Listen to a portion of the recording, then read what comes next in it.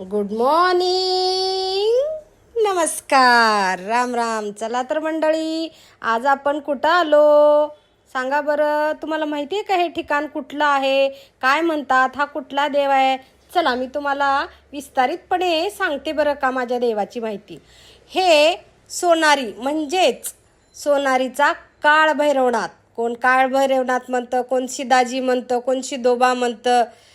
ज्याच्या त्याच्या आवडीप्रमाणे देवाचे नावं घेऊन संबोधतात बरं का सगळेजण. आम्ही सोनारीचा शिदाजीच म्हणतो, कोणी काळभैरवनाथ. पण मुळात माझ्या देवाचं नाव, माझ्या कुलदेवताचं नाव काळभैरवनाथ जोगेश्वरी मंदिर सोनारी, तालुका परंडा बरं का.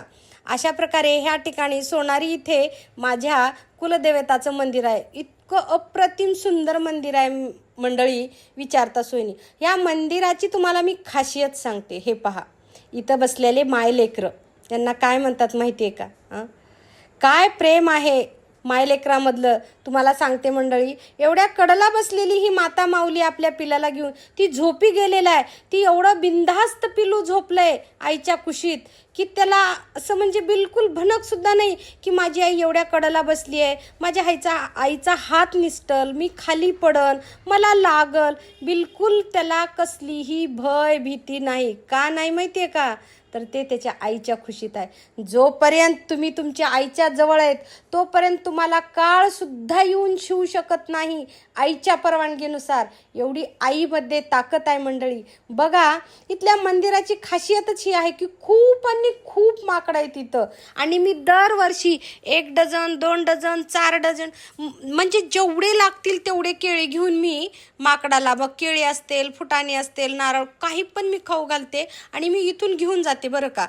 गाडी असल्यामुळं काही प्रॉब्लेम येत नाही. इथून पण घेऊन जाते, कधी तिथं पण घेऊन मी माकडाला खाऊ घालते. कारण कसं आहे माहिती आहे का, माणसाचं पोट कोणी बी भरतंय हो, माणसाला कुणी पण खाऊ घालतंय, पण मुक्या प्राण्याला खाऊ घालणं हे फार पुण्याचं काम आहे. बघा मंडळी, किती सुंदर शिकवल्यासारखे माकडं हातात येऊन घेऊन जातात आणि बिलकुल काहीही करत नाहीत, कसलाही त्रास देत नाहीत, काही कोणाला इजा करत नाहीत. बघा मंडळी, काय ह्या मायमाऊलीची कमाल म्हणावं. आपल्या बाळाला पोठाशी घेऊन ही आई सगळ्या भिंती चढते, मंदिर चढते, झाड चढते हो, बाळाला पोटाशी धरून. हे पा बघा, हे तर एवढं छोटं पिलू होतं, मला तर वाटते 8च दिवसाचं असेल हे जन्मलेलं. एवढं छोटं पिलू घेऊन ही माय माता इथं बसलेली होती. हे पा बघा, माणसाला कळत नाही पण जनावराला कळतं. जनावर तर कसं म्हणावं, माणसं जनावरं झालेत, पण मुक्या प्राण्यांना खूप अक्कल आहे. हात पुढे केला तर ते जवळ येतात मंडळी. मग हे सगळं झाल्याच्या नंतर, माकडाला खाऊ घातल्याच्या नंतर मग आमचा नैवेद्य तयार झाला. महाराजांनी हाक मारली, ताई तुमचा नैवेद्य तयार आहे, चला तर. माझ्या देवाला, माझ्या शिदाजीला, माझ्या शिदोबाला नैवेद्य दाखवायची प्रथा आहे बरं का मंडळी. कसं आहे माहिती आहे का, कुण्या पण देवाला जातात, नारळ ऊद फूल व्हायचं आणि आपल्या घरला परत यायचं. पण माझ्या कुलदेवताची पद्धत आणि रीतच वेगळी बघा. माझ्या कुलदेवताला ना नैवेद्य, पुरणपोळीचा नैवेद्य स्वतः तिथले महाराज म्हणजेच तिथले जे आमचे पुजारी आहेत, आमचे पिढ्यानपिढ्या चालत आलेले पुजारी आहेत गोसाई म्हणून, आम्ही त्यांच्याकडेच थांबतो आणि त्यांच्याकडनंच आम्ही नैवेद्य, जेवण वगैरे आमचं त्यांच्याकडंच असतं. मग हे पा, मंदिरामध्ये गेल्याच्या नंतर मी देवाला साष्टांग नमस्कार घातला. का माहिती आहे का, आपला इगो, कारण माणसं नमस्कार करतात, वाकत सुद्धा नाही. तो काय संस्कृती आहे त्यांची काय मला माहिती नाही. पण मी जेव्हाही कुठल्याही मंदिरात जाते, माझ्या श्रद्धा स्थानामध्ये मी जेव्हा जाते, माझे श्रद्धा ठिकाण माझी अंबामाय, येडामाय आणि माझे कुलदैवत आहेत. मी इथे गेल्याच्या नंतर अगदी लीन होऊन समर्पणपणे मी साष्टांग दंडवत घालते. ही माझ्या देवाचा घोडा होता. घोड्याला नमस्कार करून, देवाला दंडवत घालून मी आले देवाच्या माझ्या रथापाशी. मंडळी, एवढा सागाचा सुंदर अप्रतिम रथ बनवलाय की ह्या रथाचं कौतुक करल तेवढं कमी आहे बघा. हा रथ बनवणाऱ्याचे खूप खूप अभिनंदन बरं का. इतका सुंदर सुरेख रेखीव रथ बनवलाय. रथाला नमस्कार केला आणि मी कळसाला पाहतच होते. खूप खूप सुंदर मंदिर आहे, पुरातन मंदिर आहे आणि इतकं सुंदर घडवलेलं मंदिर आहे की विचारता सोय नाही. माझ्या देवाचे सध्या चैत्र चालू आहे ना, चैत्रामध्ये माझ्या कुलदेवताची यात्रा असते. हे सगळ्या देवाला नैवेद्य झालं, मग देवाला नैवेद्य दाखवलं, घोड्याला दाखवलं, एवन रथाला दाखवलं. इथं समाधी आहेत काही महान पुरुषाची म्हणतात, इथले जे कोणी पूर्वज होते महाराज गोसावी ह्या मंदिराचे पुजारी, त्यांच्या समाधी आहेत. इथं तिथं सुद्धा नैवेद्य दाखवायची पद्धत आहे. नैवेद्य दाखवल्याच्या नंतर यशनी नारळ फोडला. नारळ फोडल्याच्या नंतर नारळच पुढे उडून गेला आजीच्या पायात. नारळ फोडल्याच्या नंतर मग इथं अशी संस्कृती आहे माझ्या देवाची, अशी पद्धत आहे. इथं गुलाल खोबरं हे असं मंदिरावरती उधळतात महाराज. मग तुम्ही छटाक घ्या, पाव किलो घ्या, किलो घ्या, काय घ्यायचं ती घ्या, पण हे असं मंदिरावरती उधळतात बरं का.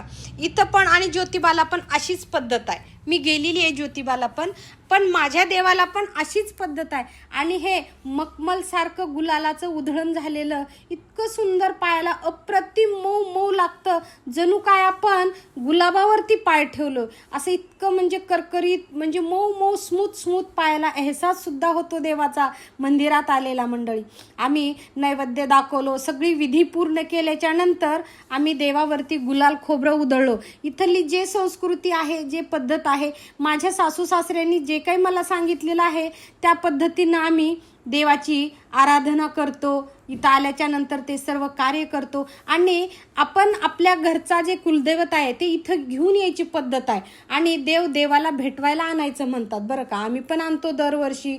इथं महाराजांच्या हाताने अभिषेक करतो. अभिषेक झाला, देव भेटायला घेऊन आल्याच्या नंतर देव घेऊन एक प्रदक्षिणा घालायची पद्धत आहे महाराज आमच्या इथं. तर आम्ही देव घेऊन प्रदक्षिणा घातली आणि देवाला सुद्धा गुलाल खोबरं इथंच उधळलो. पूर्ण देवावरती गुलाल उधळतात महाराज. हे पिढ्यानपिढ्या चालत आलेली पद्धत आणि संस्कृती आहे आणि ते मला खूप आवडते बरं का. आणि मग महाराजांच्या घरी अगोदरच गेलो आम्ही आणि सगळा शिदा काढून दिला. का तर दरवर्षी मी शिदा घेऊन जाते, आपला पण 4 माणसाच्या मुखामध्ये खाणं पिणं जावं म्हणून. हे सगळा काळ्या मिरच्यासहित मीठ, मिरचू, हळद, तांदूळ, पीठ, डाळ, गूळ, तेल सगळं घेऊन मी महाराजांच्या जे महाराज आहेत ना माझे पुजारी, त्यांच्या सौभाग्यवती ह्या वहिनी साहेब, ह्या वहिनी साहेबाला शिदा सुपूर्त करून मी दरवर्षी मंडळी एक सुहासिन म्हणून किंवा आपल्या देवाचे पुजारी आहेत म्हणून वहिनीला मी दरवर्षी साडी आणते बरं का. मग यावर्षी साडी आणली, वहिनीला मी साडी नेसवली आणि वहिनीची ओठी भरली मी. कसं आहे, आपल्या घरी तर आपण सुवासिन घालतो, पण देवादारी सुवासिन घालणं फार महत्त्वाचं असतं असं मला वाटतं बरं का. बाकी तुमचा विषय तुम्हाला माहिती का. तर आपण शिदा आणतो म्हणजे त्यांना जेवण आणतो, जेवणासोबत साडी पण करते मी दरच वर्षी. अशा प्रकारे वहिनीला साडी चोळी करून ओठी भरून मग सगळ्या विधी संपल्याच्या नंतर म्हटलं लातूरमध्ये आजकाल महाराज मिळना झाले, तो काय करावं, आमच्या देवाचं पत्तर भरावं लागतं. त्याच्यामुळं ना मग इथंच भरून घेऊया म्हणलं. आणि महाराजाकडून आमच्या देवाचे पुजारी आहेत आणि साजन यांचं नाव आहे, साजन गोसावी बरं का, ह्यांच्याकडनं पत्तर भरून आम्ही अशा प्रकारे निघालो. सोनारीला गेले मंडळी आणि माझ्या येडामाईचं दर्शन न घेता घरी आले असं कधीच होत नाही. माझी येडामाई माझी वाट बघते हो वेड्यासारखी. म्हणून मी जेव्हा सोनारीला जाईल, मी दरवर्षी यात्रेला जाते. हा माझा नियम आहे, रूल्स आहे आणि हे माझ्या शरीराला पडलेलं वळण आहे महाराज. हे पूर्वीपासून चालत आलेलं आहे आणि मी तर चालवणारच हे रीत, परंपरा, पिढी. आणि मी माझ्या लेकराला सुद्धा सांगितलेलं आहे की दरवर्षी आपल्या कुलदेवतेच्या यात्रेला यायचं आणि यात्रेला आल्याच्या नंतर माझ्या येडेश्वरी मातेचं नक्की दर्शन घ्यायचं. त्याच्याशिवाय माझी यात्रा संपन्न होत नाही आणि माझ्या जीवाला समाधान पण वाटत नाही. मग इथं आल्याच्या नंतर आम्ही इथं येडामाईला कापूर लावायची पद्धत आहे. पण मी काय विचार केला, समजा आपण प्रत्येक पायरीला कापूर लावला तर येणारे जाणारे लहान मुलं, माया, माता, भगिनी असतात. पदर वगैरे इकडं तिकडं झाला बोलण्याच्या नादात, चलण्याच्या नादात, तर काही पण दुर्घटना होऊ शकते. म्हणून एकाच ठिकाणी कापूर लावला आणि आम्ही पायऱ्या चढायला सुरुवात केली. हा माझा यश. त्याची काय म्हणजे प्रेम आहे, भक्ती आहे, का त्याला वेड आहे वेडामाईचं मला माहिती नाही. पण त्याने ह्या पद्धतीनं ह्यावेळेस पायऱ्या चढल्या, पूर्ण पायऱ्या अशा प्रकारे यशनं चढल्या. मला त्या आवडल्या नाहीत एक आई म्हणून. का तर लेकराला त्रास होईल, लेकराचे पाय दुखतील किंवा लेकराच्या गुडघ्याला इजा होईल म्हणून मला आवडलं नाही. पण ते येडामाईला आवडलं. येडामाईची भक्ती करतो तो, त्या येडामाईलाच माहिती, तिनंच त्याचं काय आहे ते निवारण करेल. मला काही माहिती नव्हती ह्या प्रकाराबद्दल. मग मी यशसोबत अशी वरी पायऱ्या चढत आले मंडळी. वरती आल्याच्या नंतर इतकं सुंदर शांत समाधान होतं की अप्रतिम बरं का. ही मातंगा देवी, ह्या मातंगा देवीचं पण दर्शन घेतलं. येडामाईचं दर्शन घेऊन आम्ही बसलो होतो मंडळी. बापरे, हा प्रकार जर तुम्ही बघितला तर तुम्ही हादरूनच जाल. मी तर अशी भिली, पाय हा दादा आवाज काढत होता. बापरे भयानक, ड्राव ड्राव आवाज काढत होता मंडळी. बापरे, माझे तर हातपाय थरथर करत होते. हा काय रेंगत होता, काय आवाज काढत होता. मी इथं विचारल्याच्या नंतर ह्यांना काय झालं ह्या बाबाला, तर ते सांगितले ह्यांच्या अंगात आलं म्हणे. मला ना हे प्रथा अजिबात आवडत नाही. का तर हे असं म्हणजे असो, त्यांची तिथली पद्धत आहे, प्रथा आहे, आपण त्याला बोलणं चुकीचं आहे येडामाईला. पण माझी भक्ती खूप श्रद्धा आहे. किती छान हे पाय येडामाईला येडामाई भेटवायला आणलेत मंडळी लोकांनी. किती सुंदर प्रतिमा होती त्या दादांच्या जवळ. किती भक्तिभावाने येतात